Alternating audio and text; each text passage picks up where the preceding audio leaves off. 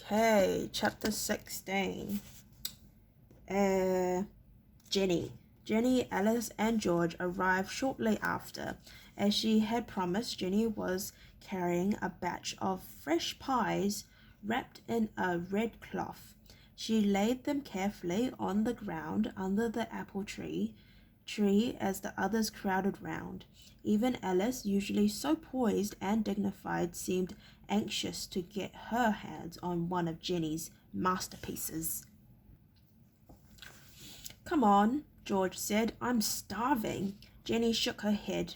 We should wait for Horace, she said, looking round for him, but not seeing him in the passing crowd of people.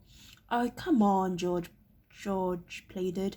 I've been slaving over a hot petition to the Baron all morning. Alice rolled her eyes to heaven. Perhaps we should start, she said.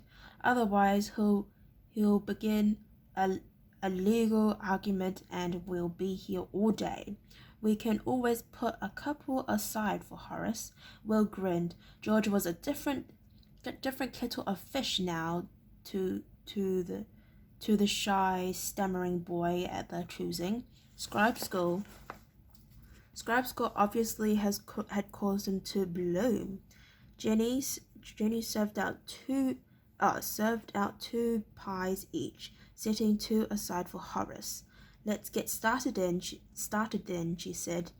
The others eagerly tucked in and soon began to chorus their praise for the pies. Jenny's reputation was well founded. This, said George, standing above them and spreading his arms wide as he addressed an imaginary court, cannot be described as a mere pie, Your Honour. To describe this as a pie would be a gross miscarriage of justice, the like of which this court has never seen before. Will turned to Alice. How long has he been like this? He asked. She smiled. They all get this way with a few months legal training. These days the main problem with George is getting him to shut up. Oh, sit down, George, said Jenny, blushing at his praise, but delighted nonetheless. You are a complete idiot. Perhaps, my fair miss, but it is the sheer magic of these works of art that has turned my brain. These are not pies, these are symphonies. He raised his remaining half pie to the others in a mock toast. I give you Miss Jenny's Symphony of Pies. Alice and Will grinning at each other and at George, raised their own pies in response and echoed the toast. Then all four apprentices burst out laughing. It was a pity that Horace chose that precise moment to arrive. Alone among them, he was miserable in his new station. The work was hard and unremitting, and the discipline was unwavering.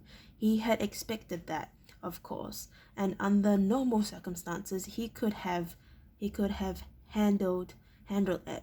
But being the focus for Bryn, Harold, and Jeremy's spite was making his life a nightmare. Ooh, that's kind of sad, literally. The 3 second-year cadets would rouse him from his bed at all hours of the night, dragging him out to perform the most humiliating and exhausting tasks. The lack of sleep and the worry of never knowing when they might appear to torment him further was causing him to fall behind in his classroom work.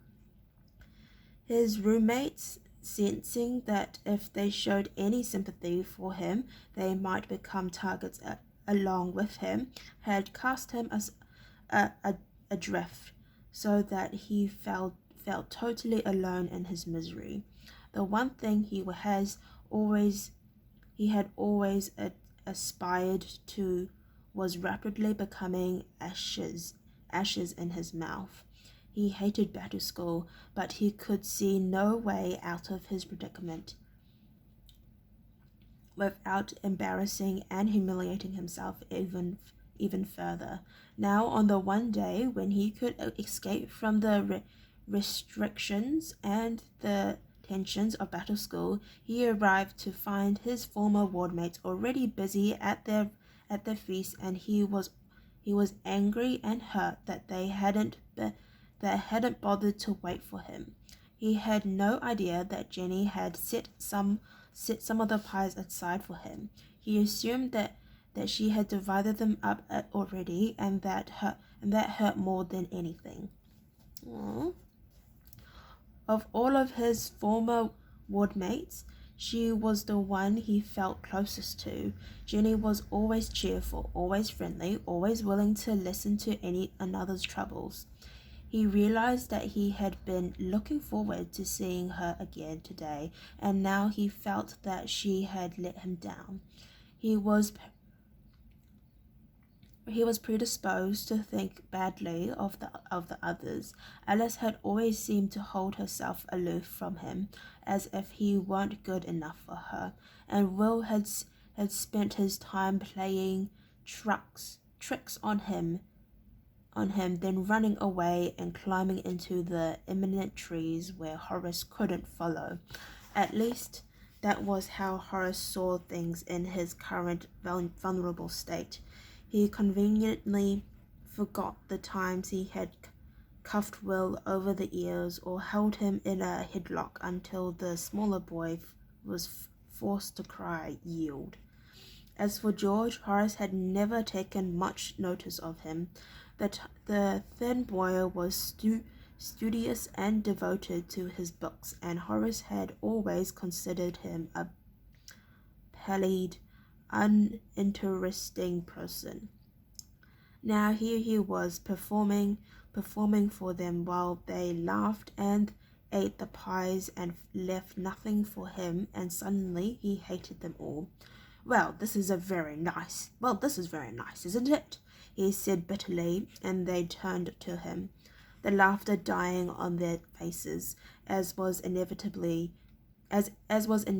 Jenny was the first one to recover. "Horace, you're here at last," she said. She started towards him, but the cold look on his face stopped her. "At last," he said. "I'm a few minutes late, and suddenly I'm here at last.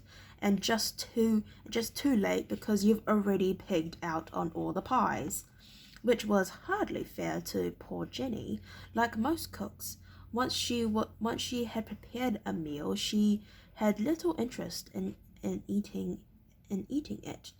Her real pleasure lay in watching others enjoy the results of her work and listening to their praise. Consequently, she hadn't had any of the pies. She turned back now to the two that she had covered in a napkin to keep for him. No, she said quickly. "There are still some left. Look." But Horace's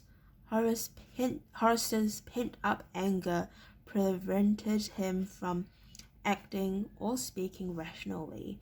Well, he said in a voice heavy with sarcasm. Maybe I ought to come back later and give you time to finish them as well." Horace, that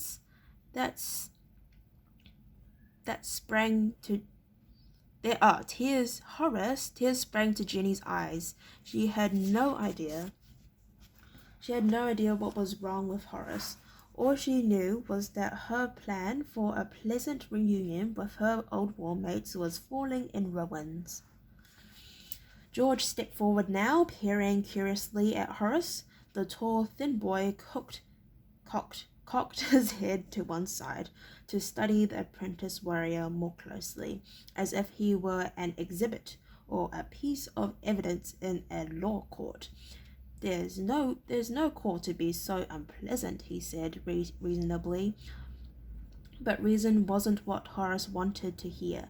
He shoved the other boy aside angrily. "Get away from me," he said, and mind how you talk to a warrior." "You're not a warrior yet," Will told him scornfully. "You're still only an apprentice like the rest of us." Jenny made a small gesture with her hands, urging Will to drop the matter. Horace, who was in the act of helping himself to the remaining pies, looked up slowly. He measured Will up and down for a second or two. "Oh," he said, "I see the apprentice spy is with us today." He looked to see if the others were laughing at his wit. They weren't, and it only served to make him more unpleasant. "I suppose Holt is teaching you to slink around, spying on everyone, is he?" Horace stepped forward without warning waiting for an answer, and fingered Will's melted cloak sarcastically. What's this? Didn't you have enough dye to make it all one colour?" "It's a ranger's cloak," Will said quickly, holding down the anger that was bubbling inside him. Horace snorted scornfully, cramming half of one of the pies into his mouth and spraying crumbs as he did so. Oh, that's kind of gross.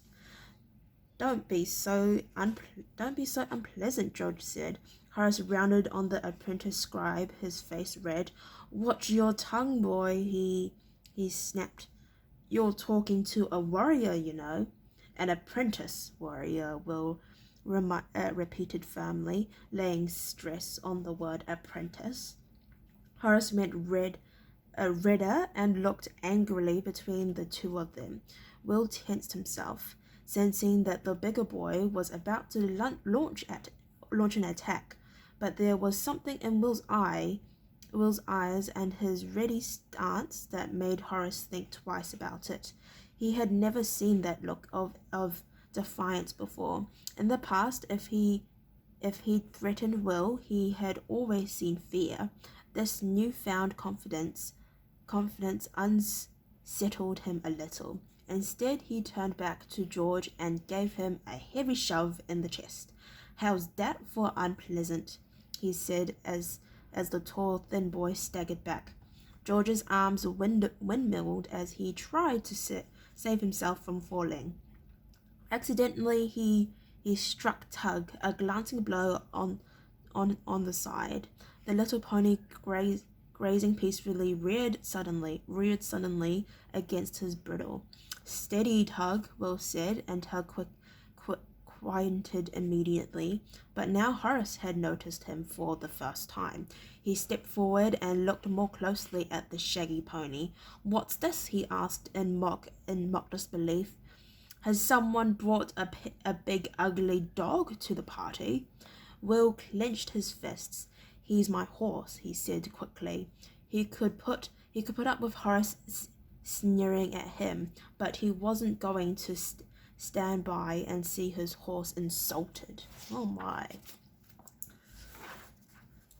Horace let out a braying laugh. "A horse?" he said. "That's not a horse. In the battle school, we ride real horses, not shaggy dogs. Looks like he needs a good bath to me. Looks like he needs a good bath to me too." He wrinkled his nose and pretended to sniff closer to Tug. "Oh." The pony glared sideways at Will. "Who is this unpleasant clod?" his eyes seemed to say. Then Will, carefully hiding the wicked grin that was trying to show on his face, said casually, "He's a ranger's horse. Only a ranger can ride him." Horace laughed again. My grandmother could ride that shaggy dog." "Maybe she could," said Bill, "but I'll bet you can't." Before he'd even finished the challenge, Horace was untying the bridle. Tug looked at Will, and the boy could have sworn the horse nodded slightly. Horace swung himself easily up onto Tug's back. The pony stood unmoving. Nothing to it, Horace crowed. Then he dug his heels into Tug's side. Come on, doggy, let's have a run. Will saw the familiar preparatory bunching of muscles in Tug's legs and body. Then the pony sprang into the air off all 4 feet, twisted viciously, came down on his front legs, and shot his hindquarters high into the air. Horace flew like a bird for several seconds. Then he crashed flat on his back in the dust. George and Alice looked on in delighted disbelief as the bully lay there for a second or two, stunned and winded. Jenny went to step forward to see if he was all right. Then her mouth set in a determined line and she stopped. Horace had asked for it, she thought.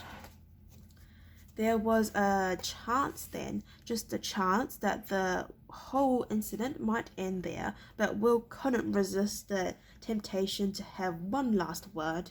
Maybe you better ask your grandmother if she'll teach you to ride, he said, straight-faced. George and Alice managed to hide their smile, but unfortunately it was Ginny who couldn't stop the small giggle that escaped her.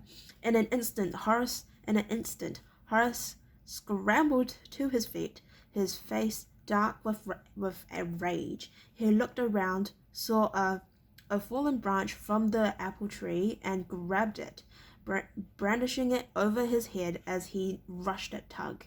I'll show you and your damn horse, he yelled furiously, swinging the stick wildly at Tug. The pony danced sideways out of harm's way, and before Horace could strike again, Will was on him. He landed on Horace's back, and his weight and the force of his leap drove them both to the ground. They rolled there, grappling with each other, each trying to get an advantage. Tug, alarmed to see his master in danger, whined nervously and reared. One of Horace's wildly flailing arms caught Will a ringing blow across the ear. Then Will managed to get his right arm free and pounded Horace hard in the nose. Blood ran down the bigger boy's face. Will's arms were hard and well muscled after his 3 months training with Holt, but Horace was being taught in a hard school too. He drove a fist into Will's stomach, and Will gasped as the air was driven out of him. Horace scrambled to his feet, but Will, in a move that Holt had shown him, swung his own legs in a wide arc, cutting Horace's feet from underneath him and sending him tumbling again. Always strike first, Holt had dinned into his brain in the hours they'd spent practicing under unarmed combat. Now, as the other boy crashed to the ground again, Will dived upon him, trying to pin his arms behind his back. Then Will felt an iron grip on the back of his collar, and he was being hauled in the air like a fish upon a hook, wriggling and protesting. "What's going on here, you two hooligans?" said a loud, angry voice in his ear. Will twisted around and realized that he was being held by Sir Rodney, the battle master, and the big warrior looked extremely angry. Horace scrambled to his feet and stood at attention. Sir Rodney released Will's collar, and the Ranger apprentice dropped to the ground like a sack of potatoes. Then he too came to attention. "2 apprentices," said Sir Rodney angrily, brawling like hooligans and spoiling the holiday. "And to make things worse, one of them is my own apprentice." Will and Horace scuffed their feet, eyes down unable to meet the battlemaster's furious gaze. All right, Horace, what's going on here? Horace shuffled his feet again and went red. He didn't answer. Sir Rodney looked at Will. All right, you, the Ranger's boy. What's this all about? Will hesitated. Just a fight, sir, he muttered. He mumbled. I can see that, the battlemaster shouted. I'm not an idiot, you know. He paused for a moment, waiting to see if either boy had anything further to add. They were both silent. Sir Rodney sighed in exasperation. Boys, if they weren't getting under your feet, they were fighting. And if they weren't fighting, they were stealing or breaking something. All right, he said finally. The fight's over. Now shake hands and be done with it. He paused, and as neither boy made a move to shake hands, roared in his parade ground voice, Get on with it. Galvanized into action. I really like that word, galvanized. It's like such a nice word. Anyway, Will and Horace reluctantly shook hands, but as Will looked into Horace's eyes, he saw that the matter was far from settled. We'll finish this another time, the angry look in Horace's eyes said. Anytime you like, the apprentice ranger's eyes replied. Oh, that is so good. Oh, okay, well, thank you for listening to chapter 16. See you next time for stay tuned for chapter 17. Thank you. Bye-bye.